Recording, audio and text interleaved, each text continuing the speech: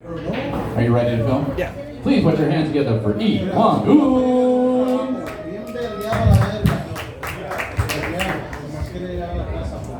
Hey, what's up, you guys? Yeah, I was watching a documentary earlier about General Custer, you know, and a famous last stand over the Little Bighorn.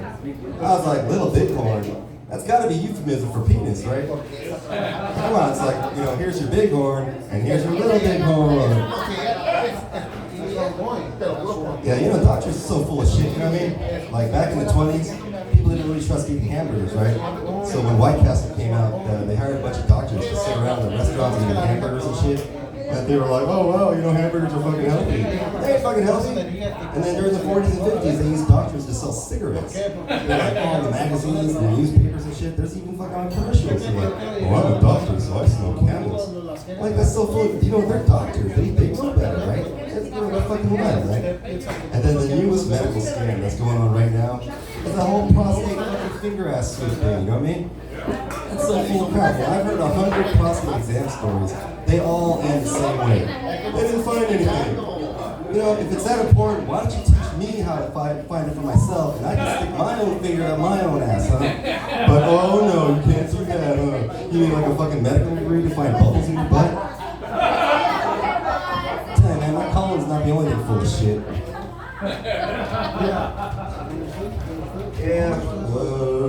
Yeah, they have in the NFL. There's one Asian player, you know, and he's a kicker. Could you not find a more racist position to put this guy in? What, are you gonna have him out there in a karate uniform?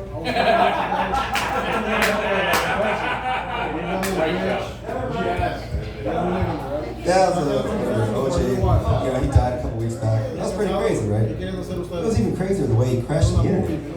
Yeah, basically the second he died, half of America got online and was like, who the fuck is OJ Simpson? And I was watching a Bigfoot documentary. And I was struck at how dedicated these Bigfoot hunters were, you know? They're so devoted to something that might not even be real. Like comedians in their careers. That hurts. It stings. Yeah, April 4th is a new holiday now. It's National Burrito Day.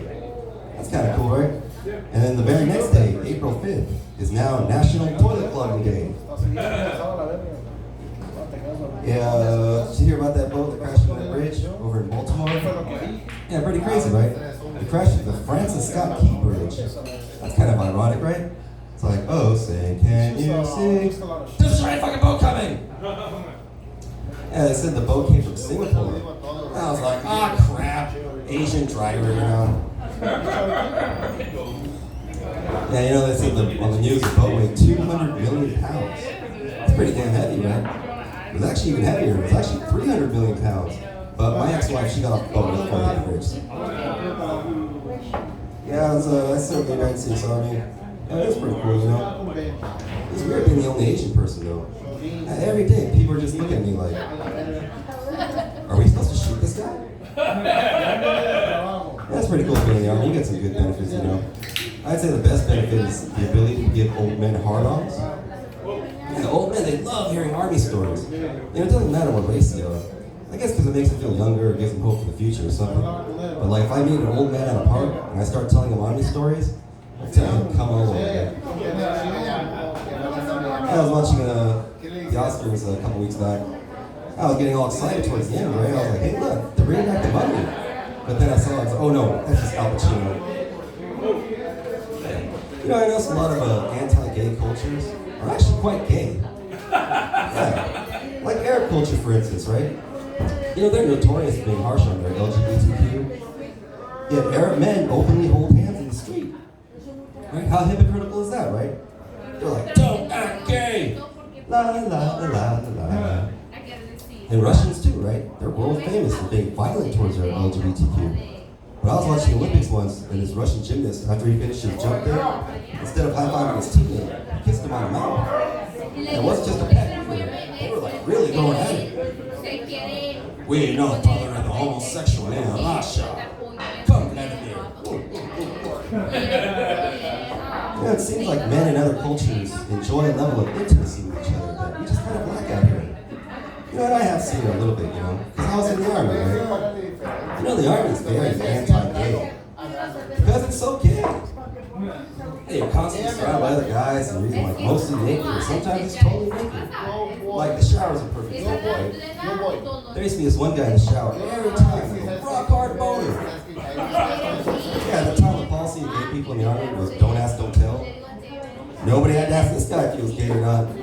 He's all knocking over shampoo bottles and shit. Yeah, it's shocking, you know. You walk into the shower room, you're like, what the fuck? Hey, soldier. You know, in the army, you're supposed to be hardcore, but not that hard, not that core. Alright, with this, here's a story of my first day in the army. My day going to the army. Alright, you know, my mom, she came home from work early, right? She'd never done this before. And so we went to Denny's and shit. And I remember I got spaghetti and sausage. And I was like so fucking nervous, you know, I couldn't eat anything. So we go home, right? And I get my stuff ready. And I'm waiting for the recruiter, right? And we're waiting for a couple hours. And then after a while, I'm thinking like, hey, maybe our recruiter's not gonna show up, right? And I'm like, yeah. But then as soon as that fucking clock struck, when he said he was gonna be there, you know, I could hear his footsteps, right? So I can tell it's him because he's walking all slow, like not like a normal person. And he's like walking up these steps, and then I can hear him walk in front of the door, right? And then he starts knocking on the door, right? Like, all slow, right? And I open the door, it's my recruiter. You know, by this time I'd seen him about 5 times, but I'd never seen him with all his full uniform, right? He's got all his medals and shit. You know, I was like, oh fuck, this guy's like a fucking war hero. Anyway, I get my stuff and I turn to my mom, right?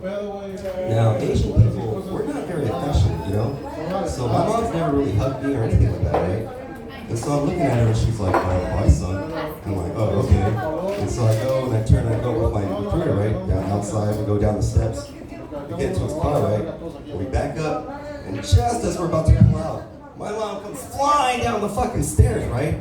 And tears are fucking pouring down her face and shit. And she runs to the car, she fucking jumps on it and shit. She's like, I love you, don't die, come back, right? And I'm like, oh yeah, I love you, mom, I'll come back, don't worry. I give her a great big hug and shit.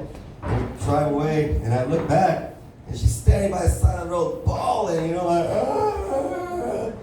Oh, it was crazy, man, And then I call her about an hour later because I'm all worried. And she's partying with all her friends. All right, my name is Iwan. I'm out of here. Thank you. Yeah! Give it up for Iwan. All right. That was awesome.